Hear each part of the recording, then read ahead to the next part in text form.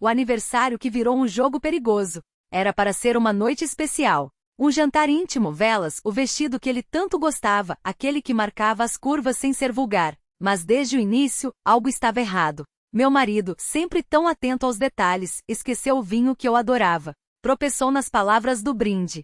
E quando seu celular vibrou pela terceira vez na mesa, eu já sabia. Desculpa, amor, é do trabalho. Mentiu, com os dedos tremendo ao digitar. Não precisei espiar. Bastou o sorriso bobo que escapou quando leu a resposta. Aquele mesmo sorriso que anos atrás era só meu. O bolo chegou com uma faísca no centro, e ele se apressou em apagar a vela antes que eu soprasse. Símbolo, pensei. Como se temesse que meu desejo, que ele se afogasse na própria traição, se realizasse ali, entre o creme e o açúcar. Vamos brincar de verdade ou mentira? Propôs, de repente, com um brilho nos olhos que não era para mim. Aceitei. Afinal, quem recusa um jogo no próprio aniversário? Você já traiu? Perguntei, cortando um pedaço de bolo com calma. Ele engoliu em seco. Mentira, respondeu, mas a hesitação foi um tiro no escuro. Você está traindo agora? Insisti, sorrindo enquanto passava a língua pelos lábios, como se saboreasse a resposta. Seu rosto empalideceu. O garfo caiu no prato com um estalo.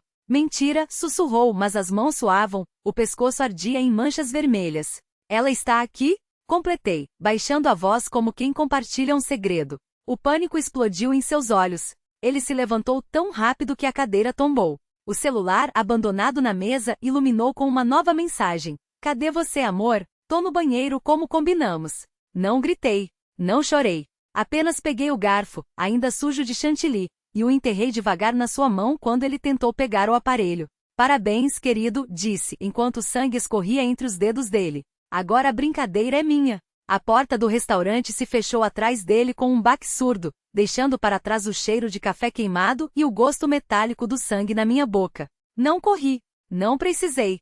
Sabia que ele voltaria, sempre voltavam, quando percebiam que a fuga era apenas o primeiro ato. Esperei no banheiro feminino, encostada na pia de mármore frio, observando meu reflexo distorcido no espelho embaçado. Os lábios ainda brilhavam com o vinho que tomáramos, a maquiagem impecável, como se nada tivesse acontecido. Mas o sangue na minha blusa, uma gota minúscula, quase imperceptível, contava outra história. Ela saiu da cabine com um suspiro, ajustando a saia justa. Seus saltos ecoaram no piso úmido. Você é a esposa?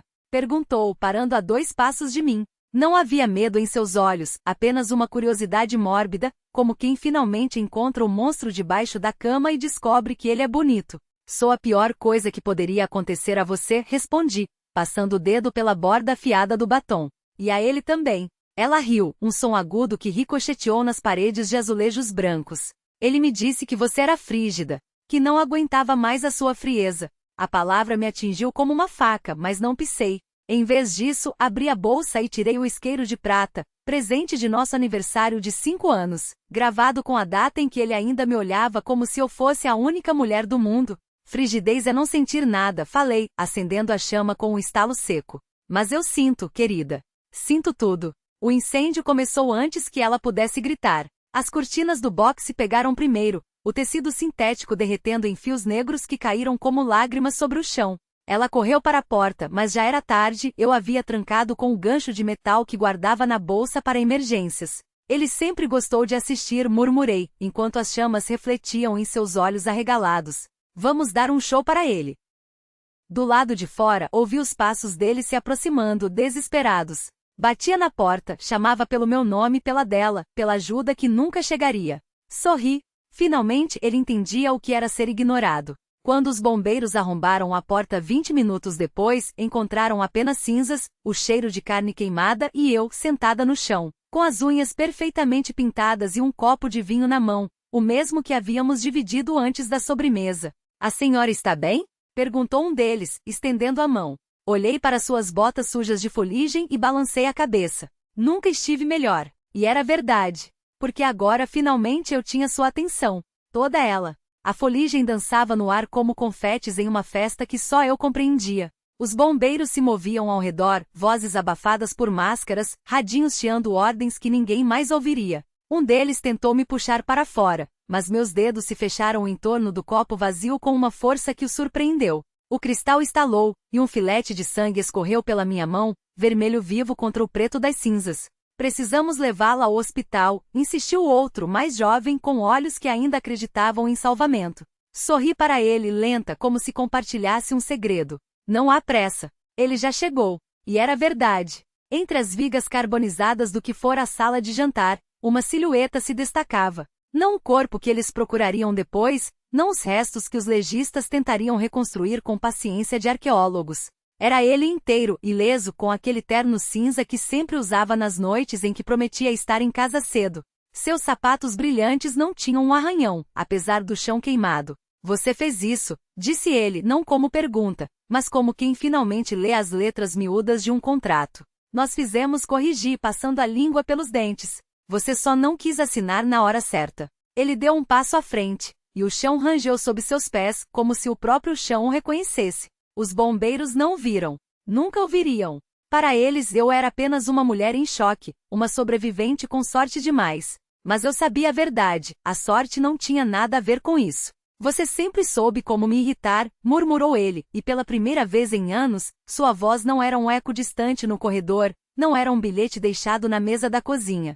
Era só para mim. E você sempre soube como me fazer esperar, respondi, levantando-me sem pressa. As cinzas grudaram na minha saia, como beijos de despedida. Mas agora não precisamos mais esperar por nada. Seus dedos roçaram os meus quando ele estendeu a mão. Frios, familiares. O toque que eu havia imaginado milhares de vezes nos minutos antes do sono, nos segundos entre um gole de vinho e outro. Eles vão me procurar, disse ele, inclinando a cabeça na direção dos homens que reviravam os escombros. Que procurem, encolhi os ombros. Você sempre foi bom em desaparecer. Um sorriso lhe curvou os lábios, daquele jeito que antes me fazia acreditar que eu era a única pessoa no mundo que importava. Agora eu sabia que era verdade. E você? Perguntou. O que vai dizer a eles? Olhei para o bombeiro que se aproximava novamente, com uma coberta prateada nas mãos e uma expressão de preocupação genuína. Vou dizer que você se foi, respondi, enquanto o calor das chamas ainda aquecia minhas costas. E que finalmente eu também. A coberta prateada envolveu meus ombros como um sudário, mas o peso que carregava não era de cinzas, e sim de anos. O bombeiro murmurou algo sobre choque, sobre a necessidade de me afastar do local, mas suas palavras se dissiparam no ar espesso, carregado de fuligem e memórias. Eu não tirei os olhos de ele, mesmo quando as chamas começaram a ser domadas pelos jatos d'água, mesmo quando os gritos dos socorristas se misturaram ao rangido dos escombros cedendo. Ele não se moveu. Apenas permaneceu ali, entre a sombra de um muro parcialmente derrubado e a luz trêmula dos holofotes, como se o tempo também tivesse desistido de levá-lo embora. Seus dedos, aqueles mesmos que já haviam traçado linhas imaginárias na minha pele, que haviam segurrado os meus com uma força que prometia nunca soltar, agora repousavam frouxos ao lado do corpo, como se pertencessem a um estranho. Você não vai embora, afirmei, mais para mim mesma do que para ele. Não era uma pergunta. Era um fato que eu havia aprendido a aceitar nas últimas horas, entre o cheiro de gasolina queimada e o gosto metálico do sangue no canto da boca. Ele riu baixo, um som que vibrou dentro do meu peito como um eco distante. Não desta vez. O bombeiro tentou me guiar para a ambulância, mas eu resisti, plantando os pés no chão irregular. Não havia pressa. Não mais. As sirenes uivavam ao longe, as vozes se sobrepunham em um coro de urgência, mas tudo parecia acontecer através de um vidro espesso, abafado. Só ele era nítido. Só ele importava. Eles vão achar que você morreu aqui, falei, observando as chamas se renderem à água, transformando-se em colunas de vapor que subiam para o céu como almas penadas. Assim como eu. Seus olhos, aqueles que eu havia procurado em cada rosto da multidão nos últimos 2 anos, que havia sonhado encontrar no reflexo de vitrines ou na penumbra de bares vazios, brilharam com algo que poderia ser arrependimento, ou talvez apenas o reflexo do fogo moribundo. Você sempre soube que eu não era um homem fácil de matar. Nem eu respondi, e pela primeira vez desde que o mundo tinha desabado ao nosso redor, sorri. Não era um sorriso feliz. Era o sorriso de quem finalmente entenderá a piada, de quem havia jogado todas as fichas na mesa e perdido, só para descobrir que o jogo nunca tinha terminado. O bombeiro insistiu, sua voz agora mais firme, quase irritada. Eu deixei que me conduzisse, mas não antes de lançar um último olhar por sobre o ombro. Ele ainda estava lá, imóvel, como uma estátua esculpida na fumaça. E então, quando a porta da ambulância se fechou entre nós, vi-o erguer a mão em um gesto que poderia ser um adeus ou uma promessa. Dentro do veículo, enquanto as luzes azuis pintavam meu rosto em flashes intermitentes, fechei os olhos e deixei que o barulho do motor afogasse tudo mais. Não importava o que viria depois. Não importavam as perguntas que me fariam, as mentiras que eu contaria, os olhares desconfiados que receberia nos dias seguintes. Nada disso importava, porque pela primeira vez em muito tempo eu não estava sozinha. E quando a ambulância arrancou, sacudindo meu corpo exausto contra a maca, soube que ele também não estava. Onde quer que fossemos a seguir, seja para baixo, seja para o nada, iríamos juntos. Como sempre deveria ter sido. Como sempre seria, agora que o fogo havia queimado tudo que nos separava, incluindo nós mesmos.